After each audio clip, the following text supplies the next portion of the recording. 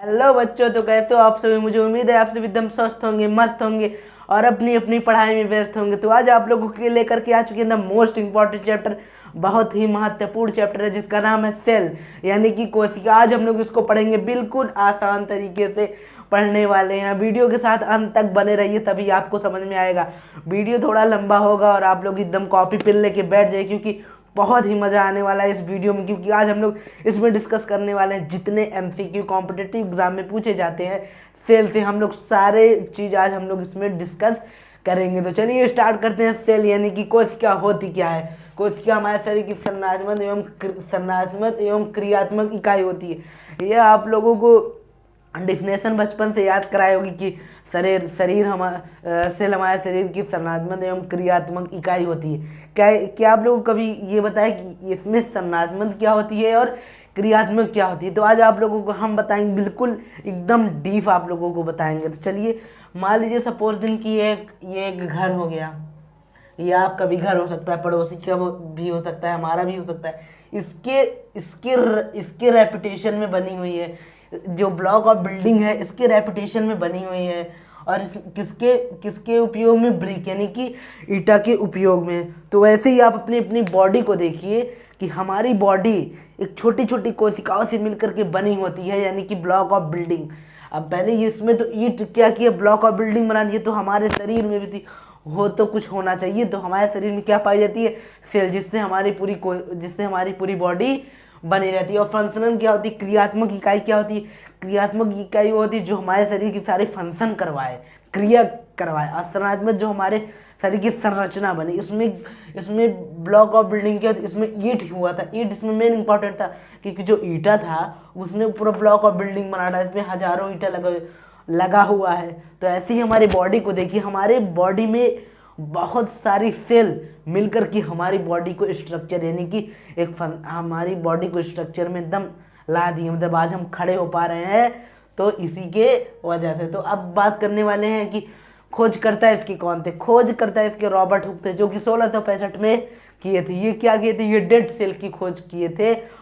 और जीवित कोशिका की खोज किए थे एंटोन वॉन लीवेनहुक ने। क्या किया था, जीवित कोशिका की खोज किया था। और मृत कोशिका यानी कि डेड कोशिका खोज यानी कि रॉबर्ट हुक ने किया था। तो इसका कोशिका के अध्ययन को साइटोलॉजी कहते हैं। जो हम लोग सेल अभी तक सुनते आ रहे हैं उसका इंग्लिश नाम होता है सेल। कोशिका अगर बायोलॉजी के अगर वे में देखा जाए तो इसको हम लोग साइटोलॉजी कहते हैं।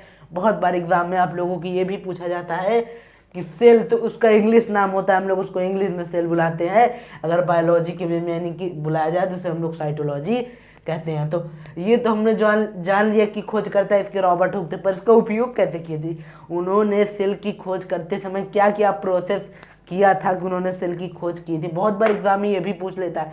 तो पहले उन्होंने एक पेड़ की छाल ली, पहले पेड़ की एक लेयर ली, फिर उसकी एक पतली सी परत ली, फिर उसको यानी कि माइक्रोस्कोप से देखा। उन्होंने पहले एक पेड़ का लेयर लिया, पेड़ का छोटा टुकड़ा लिया, फिर उसकी पतली परत को उन्होंने माइक्रोस्कोप से देखा और उन्हें कॉर्क यानी कोष्ठ नजर आया, कच्छ, जिन्होंने उन्होंने कोशिका का नाम दे दिया। अब बात करते हैं मानव में सबसे बड़ी कोशिका कहाँ, सबसे छोटी कोशिका कहाँ पाई जाती है। सबसे छोटी कोशिका मेल के स्पर्म में पाई जाती है और सबसे बड़ा कोशिका फीमेल के ओवम यानी कि अंडाणु में पाई जाती है। और सबसे लंबी कोशिका यानी कि ब्रेन यानी कि तंत्रिका दंड यानी कि न्यूरॉन हमारी होती है। और तेज विभाजन वाला जो होता है, मतलब जो जल्दी अपनी डिवीज़न कर लेता है, उसमें होता है लीवर। न्यूरॉन सेल की एक खास बात है, ये कभी भी सेल डिवीज़न नहीं होता। अगर सर में चोट लग गई, पहले तो नॉर्मल लगेगी तो फूटे उठेगा, ब्लड आएगा। और तेज लगी तो हड्डी उड्डी टूटेगी, और तेज लगी तो वो न्यूरॉन सेल यानी कि ब्रेन के अंदर चलेगी। अब वो डिस्टर्ब हो गई है।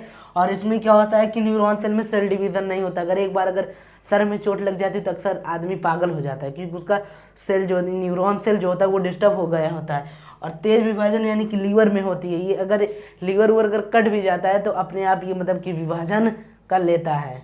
अब बात करने वाले अपन माइक्रोस्कोप। माइक्रोस्कोप क्या होता है आप समझिए। वह यंत्र होता है जिसका अध्ययन छोटे छोटे भागों को देखने के लिए करते हैं। इसका उपयोग में लिया जाता है। यह भाग इतने छोटे होते हैं जिनको हम अपने नेत्रों से नहीं देख पाते। मतलब माइक्रोस्कोप का यूज हम लोग तब करते हैं जैसे कोई छोटा छोटा भाग होता है, छोटे छोटे बहुत छोटे छोटे भागों को देखने के लिए यूज करते हैं हम लोग माइक्रोस्कोप का। और ये भाग इतने छोटे होते हैं जिन्हें हम लोग अपने आई से नहीं देख सकते, अपने आंखों से इसे देखना पॉसिबल नहीं है।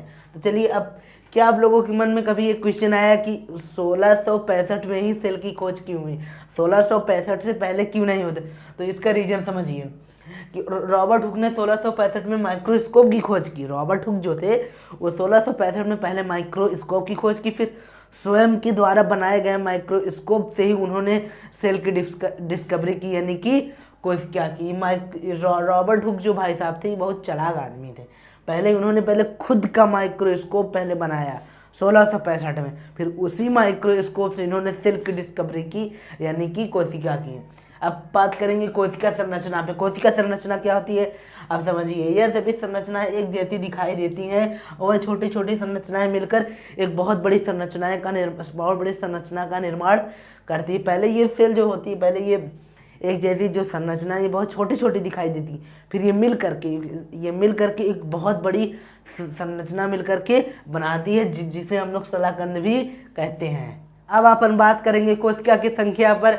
कोशिका की संख्या के आधार पर विभाजन। कोशिका की संख्या जीवों में कितने टाइप के होते हैं? एक कोशिका, बहुकोशिका, यूनिसेक्युलर और मल्टीसेक्युलर, जिन्हें हम लोग हिंदी में एक कोशिका और बहुकोशिका बोलते हैं। अब बात करते हैं इस पे। जिनका शरीर एक ही कोशिका से मिलकर के बना होता है उसे हम लोग एक कोशिका कहते हैं। ये एक कोशिका उनके जितने अमीबा, पैरासाइन, युग्मक, इनमें एक कोशिका पाई जाती है। एक कोशिका तो पाई जाती है, बट लेकिन एक ही कोशिका इनकी सारी कार्य करती है, सारे फंक्शन अपने इनके बॉडी की करवाती है, उसे हम लोग एक ही कोशिका कहते हैं, यूनिसेक्युलर। मल्टीसेक्युलर में क्या होता है? जिनका शरीर 2 या 2 से अधिक कोशिकाओं से मिल करके बना होता है, और ये 2 या 2 से अधिक कोशिकाओं से मिलकर के बना होता है, वह होता है मल्टीसेक्युलर, बहुकोशिका। और मनुष्य, जैसे कि एग्जांपल में हो गया मनुष्य और चींटी, पेड़ पौधे, इसमें क्या करते हैं कि हमारी जो बहुकोशिका होती है उसमें 2 या 2 अधिक कोशिका तो पाई जाती है, बट लेकिन इनके सारे फंक्शन अलग करवाते हैं। मतलब कि जैसे हमारे हाथ का फंक्शन कोई अलग कोशिका करवाएगी, पैर का फंक्शन कोई अलग कोशिका करवाएगी, मतलब इनके एक ही कोशिका सारा काम करती थी, और इसमें अलग अलग कोशिकाएं मिलकर के हमारे बॉडी का फंक्शन करवाएंगी। हमारे हाथ की अलग कोशिका फंक्शन करवाएगी, मुंह की अलग करवाएगी, पैर की अलग करवाएगी। तो इनमें, और यह उदाहरण के साथ मनुष्य, पेड़ पौधे, चींटी में ये बहुकोशिका पाई जाती, और अमीबा, पैरासाइन, युग्मक, इसमें जिनका शरीर एक ही कोशिका से मिलकर के बना होता है वो एक कोशिका। बहुकोशिका जिनका शरीर 2 या 2 से अधिक कोशिका से मिलकर के बना होता है उसे हम लोग बहुकोशिका कहते हैं, जैसे कि मनुष्य, पेड़ पौधे, चींटी और एक कोशिका। अब बात करने वाले हैं अपन कोशिका सिद्धांत पर। कोशिका सिद्धांत सभी जीव के शरीर की कोशिका से मिलकर के बना होता है। कोशिका का सिद्धांत स्लाइडर वॉन स्वान ने कोशिका का सिद्धांत दिया था। ये वैज्ञानिक थे स्लाइडर वॉन स्वान ने, जो कि कोशिका का सिद्धांत दिया था। सभी जीवों के शरीर में कोशिका से मिलकर के बना होता है। समझेंगे कि कोशिका के आकार कैसे हो सकते हैं। गोलाकार हो सकता है, अंडाकार हो सकता है, तर्करूपी हो सकता है और शाखित भी हो सकता है। अब जंतु में अनेक कोशिकाओं के बारे में बात करेंगे, कौन कौन से होते हैं। रक्त कोशिकाएं, अस्थित कोशिकाएं, पैसी कोशिकाएं और अंडाणु और वसा कोशिकाएं और तंत्रिका कोशिकाएं, यानी कि न्यूरॉन, जिसे हम जो कि हमारे ब्रेन में पाया जाता है। पढ़ेंगे कोशिका के प्रकार, यानी कि टाइप ऑफ सेल, वो कौन कौन से होते हैं। यही है मेन, एग्जाम में बहुत बार पूछा जाता है। 100% गारंटी है कि ये चीज़ आएगा आपके एग्ज़ाम में। ये सब आप लोग नोट करके लिख लीजिए। मैंने शुरू में आप लोगों को बोल दिया था कि ये बायोलॉजी की क्लास है, बगैर कॉपी पेन लेके मत बैठा करा करिए। तो चलिए समझते हैं कोशिका के प्रकार। पहला, कोशिका के 2 प्रकार होते हैं। पहला प्रोक्रियोटिक और यूक्रियोटिक। और प्रोक्रियोटिक का मतलब 2 वर्ड से मिलकर बना है। पहला होता है प्रो और दूसरा होता है कैरियोटिक। प्रो मतलब कि आदि और कैरियोटिक मतलब कि केंद्रक। और क्या कहते हैं, और यूक्रियोटिक का मतलब होता है, यू का मतलब होता है सत्य और कैरियोटिक का मतलब होता है केंद्रक। इसमें आवृत करने वाली झिल्ली पाई जाती है, इसमें आवृत करने वाली झिल्ली नहीं पाई जाती। प्रोकैरियोटिक में जो होता है वो आवृत करने वाली झिल्ली पाई जाती है और यूकैरियोटिक में आवृत करने वाली झिल्ली नहीं पाई जाती है। अब समझेंगे इसके डिफरेंट, प्रोकैरियोटिक और यूकैरियोटिक के इसके डिफरेंट समझेंगे। इसको आप लोग लिखते रहिएगा, बहुत ही मेन चीज़ है। प्रोकैरियोटिक इसमें केंद्रक स्पष्ट पाया जाता है और यूकैरियोटिक इसमें केंद्रक सुस्पष्ट पाया जाता है। इसमें राइबोसोम 70 इस प्रकार के पाए जाते हैं और यूकैरियोटिक में राइबोसोम 70 और 80 प्रकार के पाए जाते हैं। और इसमें झिल्ली युक्त कोशिका अंग अनुपस्थित होती है। इसमें झिल्ली युक्त कोशिका अंग अनुपस्थित होती है। आवृत करने वाली झिल्ली नहीं पाई जाती है और इसमें आवृत करने वाली झिल्ली पाई जाती है। प्रोकैरियोटिक में आवृत करने वाली झिल्ली नहीं पाई जाती है और यूकैरियोटिक में आवृत करने वाली झिल्ली पाई जाती है। और यूकैरियोटिक कोशिका के दो प्रकार होते हैं, हम लोग दोनों पे बात करेंगे। पहला होता है पादप कोशिका और दूसरा होता है जंतु कोशिका। ये भी दोनों बहुत ही मेन इंपॉर्टेंट, हम लोग दोनों पे बात करेंगे, एकदम डिटेल से पढ़ेंगे। अब अपन बात करने वाले हैं पादप कोशिका। पादप कोशिका क्या होती है अब जानिए। पादप कोशिका में हरित लवक पाया जाता है जिसके कारण पेड़ पौधों का रंग हरा होता है। और पादप कोशिका में कोशिका भित्ति भी पाई जाती है जो कोशिका के बाहरी आवरण होता है। रिक्तिका का आकार बड़ा होता है और केंद्रक परिधि होता है अर्थात किनारे पर स्थित होता है। पादप कोशिका में तरक्के अनुपस्थित होता है। अपन ने 4 चीज़ों पे बात की। पादप कोशिका में हरित लवक पाया जाता है जिसके कारण पेड़ पौधों का रंग हरा होता है। और पादप कोशिका में कोशिका भित्ति यानी कि सेल वॉल भी प्रेजेंट रहती है, सेल वॉल भी पाई जाती है।